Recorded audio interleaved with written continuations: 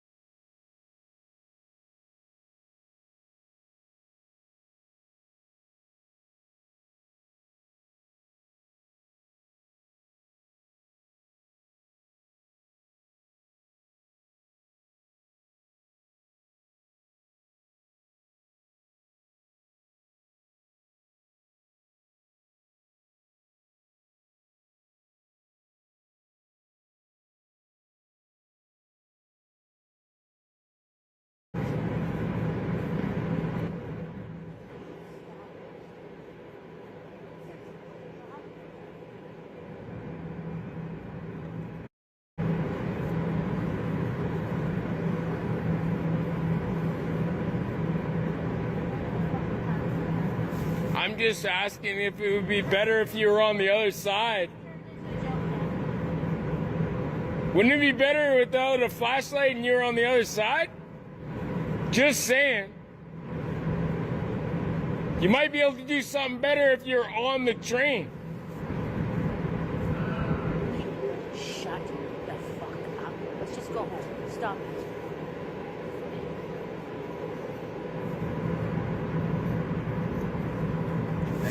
Did you need some help? Oh, I'm okay. You're good? Are you guys okay? I'm great. Perfect. I was just wondering why you guys are like flashing flashlights at the other side of the train. Getting somebody's attention. Okay. Yeah. Perfect. Good. Good Yeah. guys. Yeah. Good for you.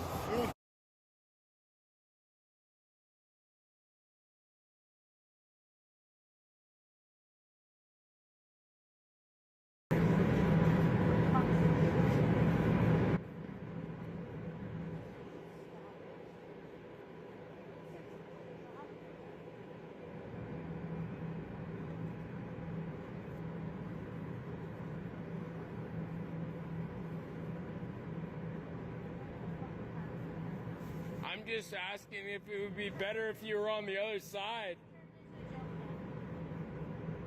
Wouldn't it be better without a flashlight and you were on the other side? Just saying. You might be able to do something better if you're on the train. Shut the fuck up. Let's just go home. Stop it.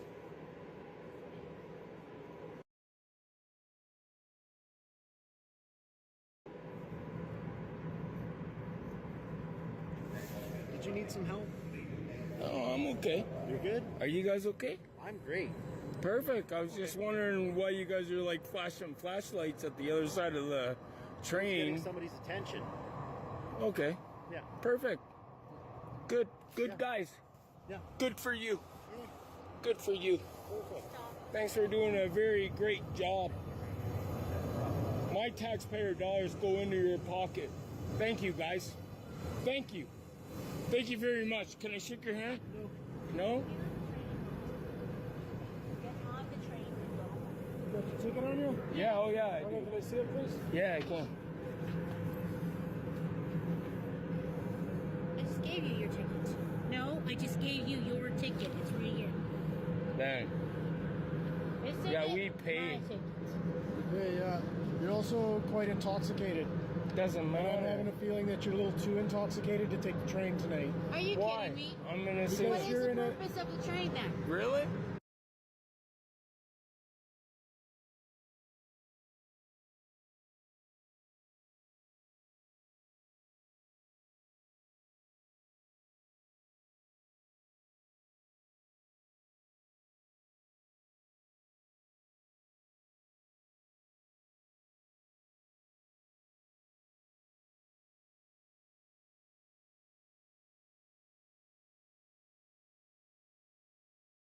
You're gonna say that? So you're gonna Say make it, us say pay it. a $50 cab Because there's ride? gonna be a lawsuit. What's your too name? intoxicated to What's take your the name? train. What's your name? What's your How name? is it that we can't take the train because we're too drunk? You're not too drunk. You're absolutely. Buddy, I drank Are like you kidding less me? beer than her.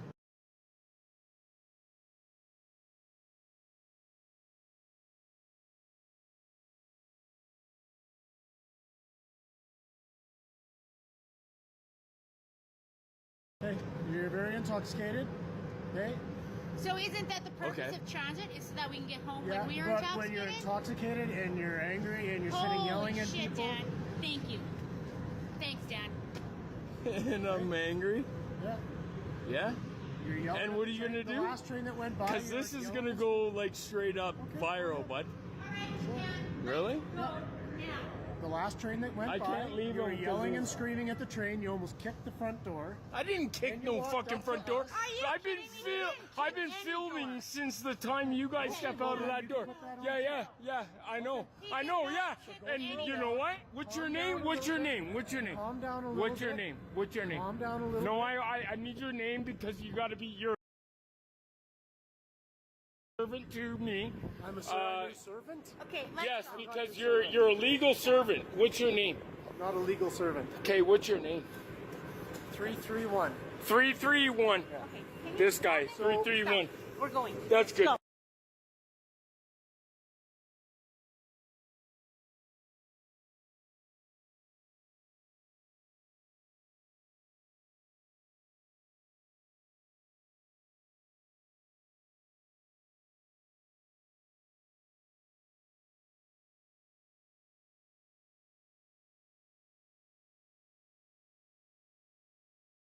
Honorable Leader of the Opposition. Le Premier ministre a dit que doubler The Prime Minister said that doubling our national debt wasn't a problem because interest rates were low. However, his own expenses increased interest rates and inflation. Yesterday, the Minister of Finance was unable to answer the question about how much interest we're paying on the national debt. If a mortgage agent wasn't able to tell you about the cost of a loan, they'd be fired. So why don't we fire the Minister of Finance? The Honorable Deputy Prime Minister. Mr. Speaker, the person who was unable to answer a simple question was the leader of the Conservatives. My question is, what is his economic plan? Is he going to cut health transfers? The $200 billion that our government is going to invest in healthcare? Maybe. Maybe they'll cut the $30 billion that we will invest in our national daycare system. The Honourable Leader of the Opposition. Politics, Canadian citizens are devastated by floods, forest fires, massive storms, and deadly heat waves. Oh, we got a heckler! Global ecosystem collapse. There's a heckler in the balcony! And our planet is dying right before our eyes. There's a heckler! This has never happened before! Staggering potential as the world leader in green transition. Oh! Oh my God! There's a heckler in the balcony. They cut the feed. They cut the feed. Holy shit! Holy shit! Oh my God! That's never happened ever. People to do their job. And They're waiting for security.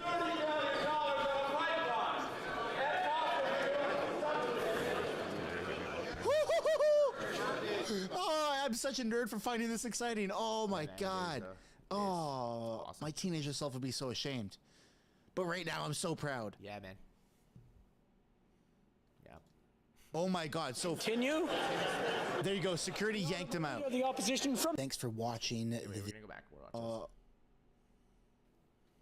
Oh my God, that's never happened ever. There's a heckler in the balcony. In our national daycare system. The Honourable Leader of the Opposition. Politics,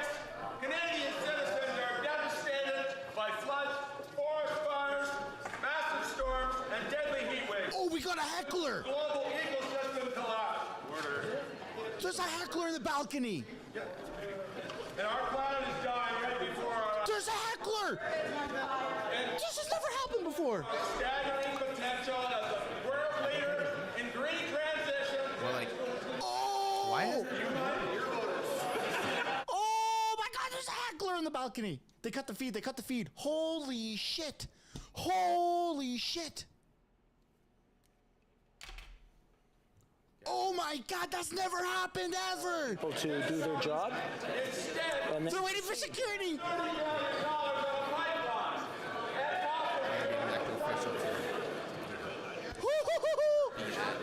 Oh, I'm such a nerd for finding this exciting. Oh my God. Stop, buddy. Oh, Subscribe my to House teenager Canada. self would be so ashamed. You're good, man.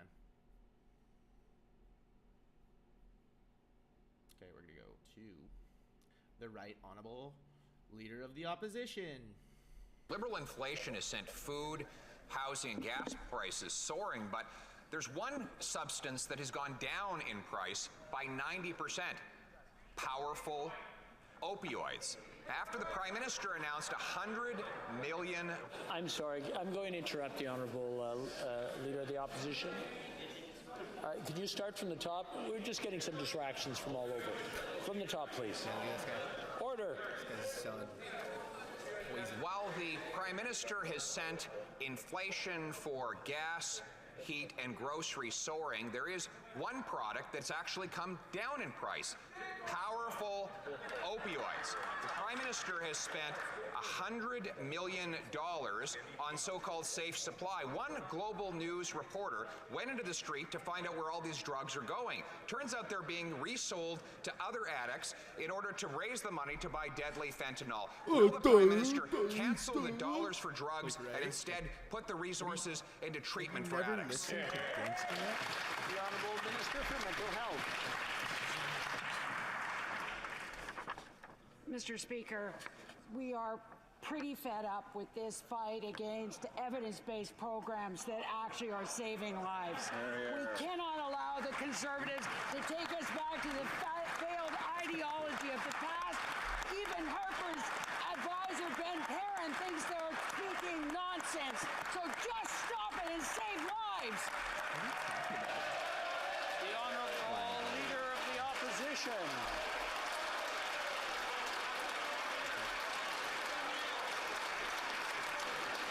The Honourable Leader of the Opposition. Order. Order. The Honourable Leader of the Opposition. No common sense.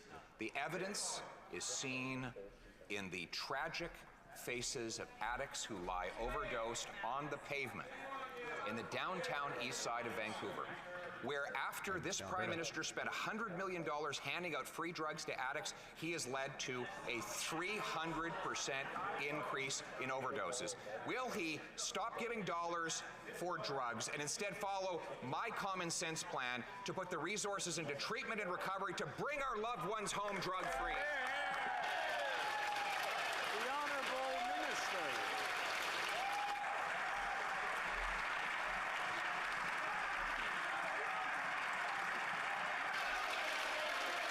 Order. Order. The Honourable Minister. People are dying. Save.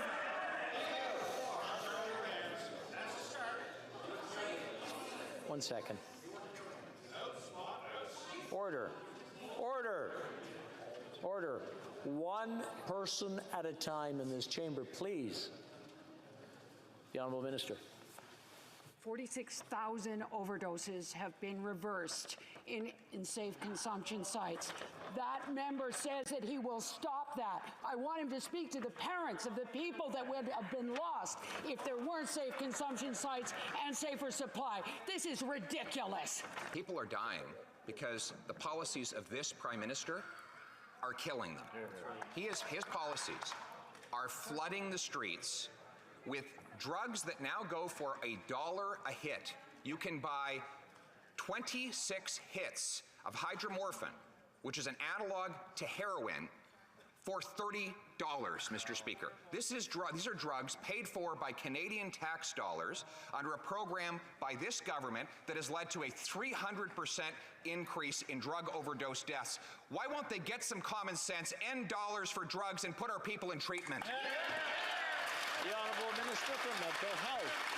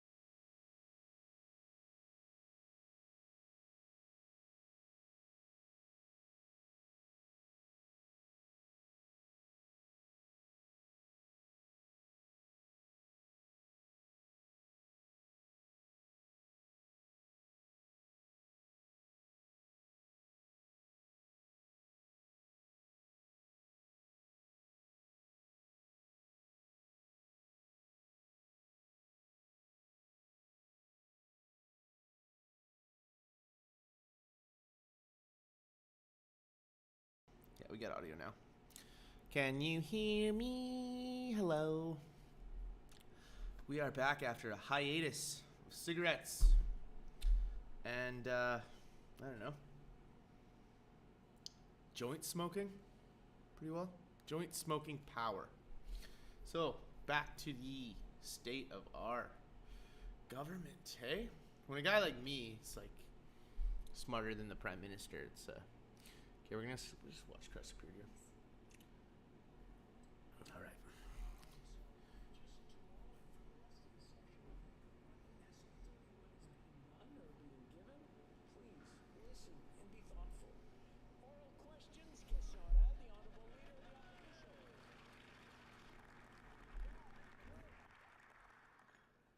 Thank you very much, Mr. Speaker. Sometimes with this government, though, we don't know whether to laugh or cry. When it comes to the way they spend money, this minister said in her fall update that the budget would be balanced in 2028. In her budget, she said it would be balanced never. Weeks before that budget, 50 Jay-Z and Nas. deficit spending fuels inflation and interest rate hikes. Then she added $60 billion of that fuel to the inflationary fire at a cost to $4,200 per family. Why won't the minister get off the backs of the hardworking Canadians and get rid of the inflationary taxes and deficits that they have to pay? The Honourable Deputy Prime Minister.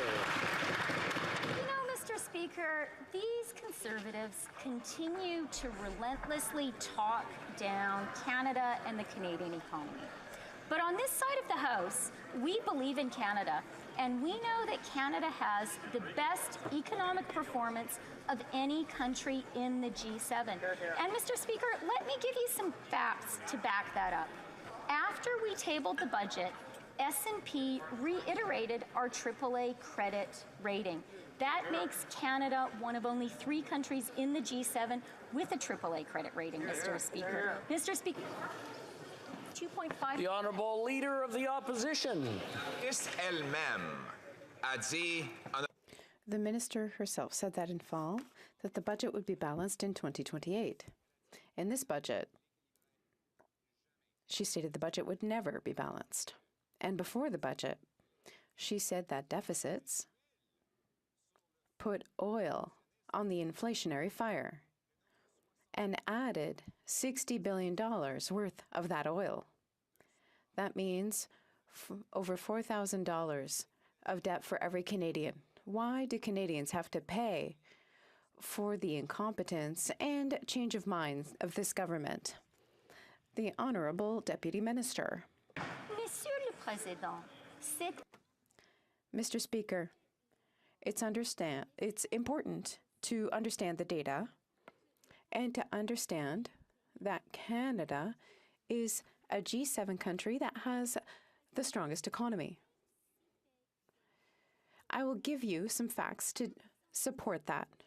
For example, our country's economic growth in the first quarter was 2.4%. Mr. Speaker, Canada has recovered 129% of jobs lost during the pandemic and 115% in the United States. The Honourable Leader of the Opposition. We see that she and the Prime Minister are completely disconnected from the daily reality of everyday Canadians, and we see why. He left the country, has been avoiding questions about the unpopular budget. In American universities, has gone to American universities instead of talking to people here. She's the one who admitted that deficits feed inflation and that she was going to find $1 of savings for every $1 of spending. Where's that promise in the budget implementation? The Honourable Deputy Prime Minister. Mr. Speaker, last week, I was very proud to be in Japan at the meeting of G7 finance ministers. It's important for Canadians to understand that the Conservatives may think that Canada's finance minister shouldn't go to international meetings. If that's what the Conservatives think, they have to tell the truth to Canadians. About the Canadian economy, we have the strongest G7 economy, thanks to Canadians' work in our government, the Honourable Leader of the Opposition. Impressive that the Deputy Prime Minister and the Prime Minister are attending really important meetings in Japan and the United States with really important people around the world. We're talking to the common people right here in Canada who can't pay their bills, Mr. Speaker. 1 in 5 skipping meals because they can't afford the inflationary carbon tax on food. 1.5 million eating at food banks. Some asking for help with medical assistance and dying because they can't afford to eat, heat, or house themselves. The minister admits deficits caused this inflation, yet she added 60 billion more of them. Why does she keep boosting prices while she travels abroad? The right, or the Honourable Deputy Prime Minister. Mr. Speaker, let's be really clear on what the Conservatives are insinuating. The Conservatives are trying to insinuate today that there is something elitist, that there is something that goes against the interests of regular Canadians when Canadian leaders attend G7 meetings. And I want to ask Canadians, do they think it is wrong for the Prime Minister to go to a meeting with the President of the United States, the Prime Minister of the UK, the Prime Minister of Japan? Leader of the Opposition. No, we just wish he'd remember that the real people who pay the bills actually live right here in Canada. Here in this land. These are the people that Liberals forget about when they're jet-setting around the world, when this deputy minister is over in the States giving speeches at fancy American universities. She's forgetting about the people who are paying 12% more for food because of her carbon tax, forgetting 9 in 10 young people can't afford a home because she's driven up interest rates so much with her deficits, and forgetting the seniors that can't fill their fridges because food has become too expensive. Why won't she and her Prime Minister get back on the ground in Canada and stand up for the people who do the work here? The Honourable Deputy Prime Minister.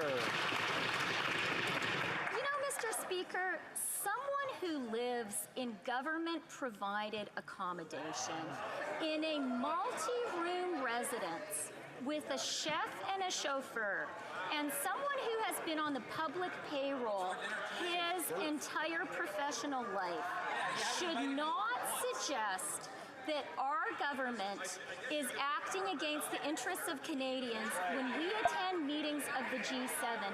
We are proud to represent Canada at the top table in the world, and we're going to continue to do that. L'honorable député de la Prairie. Mr. Speaker, the Prime Minister continues to sink in the quicksand of Chinese interference. What real action did he decide to take? Did he launch a public and independent commission of inquiry, as everyone asked? No. Did he take up the Bloc's proposal, such as a permanent office of inquiry? Nope. What did he do? He called by-elections. Every day for months, we've been talking about China interfering in our elections. And before doing a single thing about interference, he calls for elections. Is this a bad joke? L'honorable ministre de la Sécurité publique. The Honourable Minister of Public Safety. Sérieux, l'enjeu. Mr. Speaker, we take the issue of foreign interference very seriously. To protect our institutions, we created an independent panel that's working well. We're looking forward to receiving Mr. Johnston's recommendations, a former Governor General who was appointed by a Conservative Prime Minister. With all the initiatives we've already implemented and those recommendations, we continue to protect all of our democratic institutions. The Honourable Member for La Prairie. Mr. Speaker, calling for by-elections now, which could have easily been held in the fall, shows that the Prime Minister doesn't think that election interference by the Chinese isn't urgent. Neither is investigating recent elections or protecting the next ones or reestablishing the public's trust in our democracy. What's urgent for him is to measure the political price to be paid to voters for his high-profile inaction on the issue of Chinese interference. Why, once again, is the Prime Minister unable to put democracy's interests first, ahead of those of the Liberal Party. L'honorable ministre. The Honourable Minister. Président, c'est exactement qu'est-ce que notre gouvernement. Mr. Speaker, that's exactly what our government's going to do. We're going to make sure that public interests are always protected. Our government has taken real action to counter foreign interference in our institutions. I share my honourable colleagues' concerns when it comes to the need to ensure that by-elections, just like the 2019 and 2021 elections, are protected from foreign interference. We've implemented measures, and we will continue to apply them vigorously. The Honourable Member for Burnaby South. There are 2,500 jobs at stake in the Windsor region because this Liberal government has not followed through on commitments they made to ensure that the plant being built by Stellantis for the Nextart batteries goes to completion. We've already heard from the Mayor of Windsor, who's raised alarm bells and written directly to the government. The unions are deeply concerned. All other levels of government have done their part. So when will this Liberal government follow through on commitments and get this plant built and ensure those jobs are protected? The Honourable Deputy Prime Minister.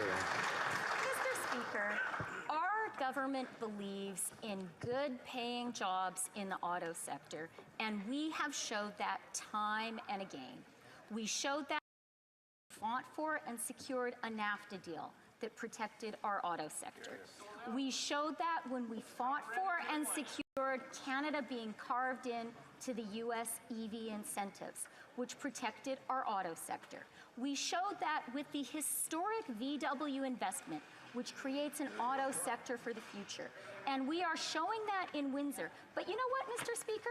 We're going to fight for the best deal for Canada, and we're proud of that too.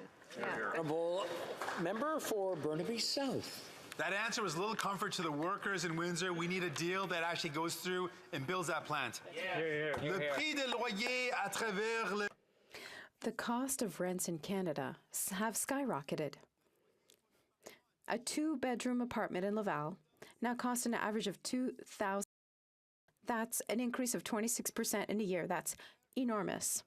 It's clear that this government isn't recognizing the impact of this crisis in the lives of everyday Canadians. Are they finally going to act to resolve it and help people with their rent? L'Honorable, the Honourable. Monsieur le Président, we understand the importance of being there for vulnerable renters. That is why this government introduced the Canada Housing Benefit, a revolutionary measure that puts money directly in the pockets of renters and moves with them when they move from one unit to another. And we topped up that Canada Housing Benefit with the top-up to the Canada Housing Benefit. And we will be there for renters. We will keep building more affordable rental units across the country, and we'll be there for vulnerable renters all the way. Honourable Leader of the Opposition. Well, the Prime Minister was up huffing and puffing last week, less than a week ago, about the Stellantis project, and now we find 6 days later that construction on the $5 billion facility has halted because of his incompetence. We see the same thing with the Trans Mountain Pipeline, which is now 300% over budget, many years past due, and still not complete. All this Prime Minister does is wrap our industry in red tape, weigh them down in taxes, and engage in total incompetence. Why is it that he can never bring it home when it comes to jobs, paychecks, and industry for our country? The Honourable Deputy Prime Minister. Mr. Speaker, coming from a leader and a party that is on record opposing the historic transformational VW investment made by our government, that question is frankly ridiculous. And I'll tell you what, Mr. Speaker, I'll tell you who couldn't get TMX built. It is the members opposite. And I will tell you, Mr. Speaker, which government is going to... It's a big part of the Liberals that I don't like is like how they like like TMX, what, you know what I mean? You got to put context behind it, and it seems like they lie a lot. that pipeline built. Our government is going to get the job done, like we did on NAFTA, like we did with VW, like we'll do with... The honourable member for Calgary, the Calgary Forest Lawn. The most historic transformation is going to be when the Conservatives replace this incompetent government. And my question is for the Finance Minister, who refuses to show up to the Finance Committee for 2 hours to answer basic questions about her failed budget. She misled Canadians, blowing through all fiscal restraint that she promised by driving struggling households $4,200 further into debt because she threw $60 billion of inflationary fuel on the fire that she started. She spent more airtime bragging about her budget at Fenway Park than she has at the Finance Committee. Will she end her inflationary spending, show up to work, or does she think that budgets balance themselves? The Honourable Deputy Prime Minister. Mr. Speaker, I am really looking forward to appearing before the Finance Committee as scheduled tomorrow. Of course, it will require the Conservatives to end their frankly childish temper tantrum to give me the chance to appear. But I do really look forward to it, Mr. Speaker. And the reason I look...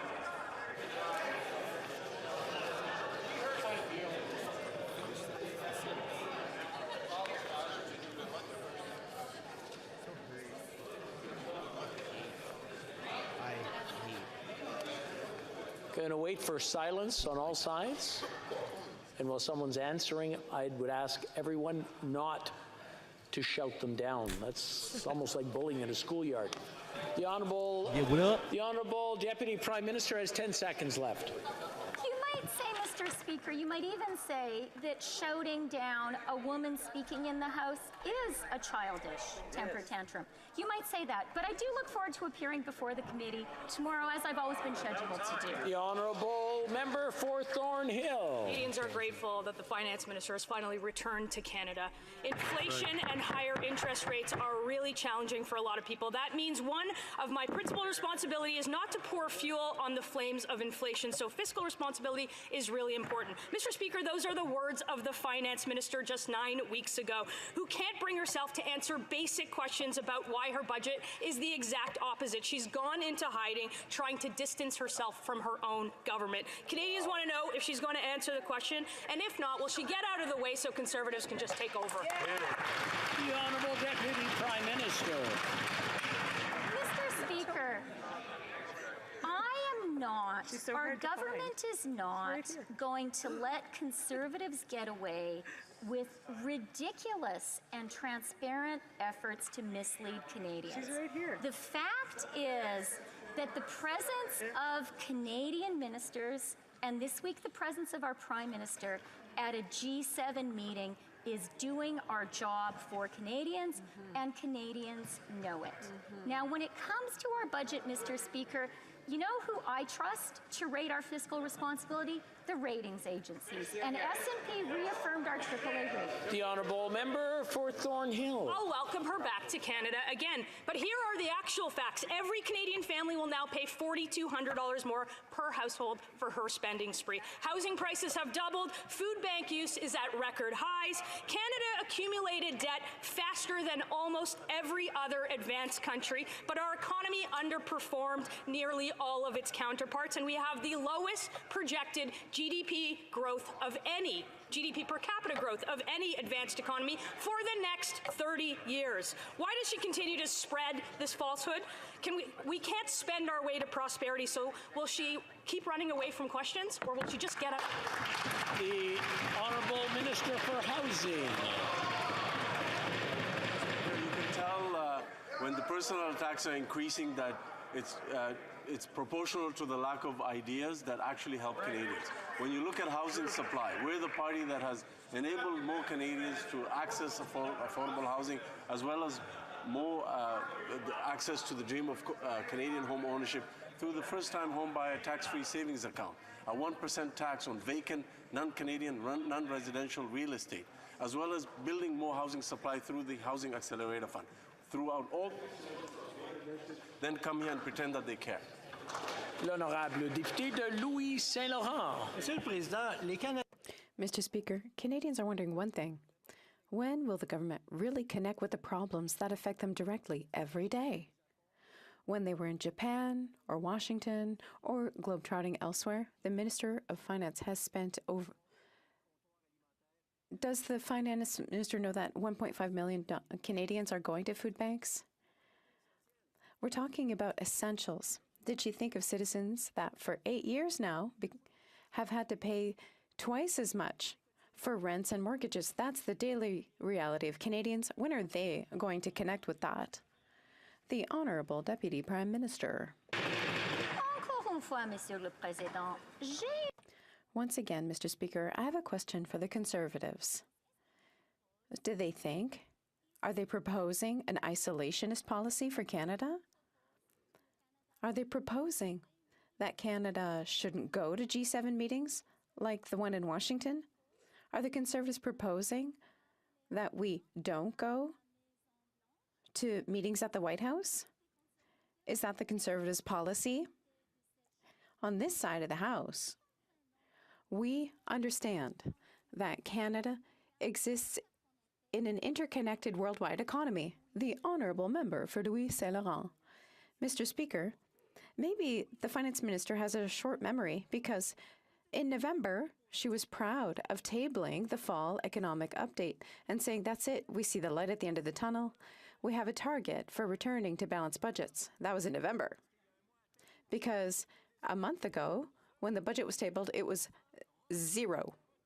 No return to balanced books. And worse than that, 2 weeks ago, bang, her party slapped us all in the face. Her party wants nothing to do with balanced books. The Minister of Finance, who was so proud in November to say that we're going to come back to balance, inaudible. The Honourable Deputy Prime Minister. il y a une grande différence. Mr. Speaker, there's a big difference between our government and the Conservatives.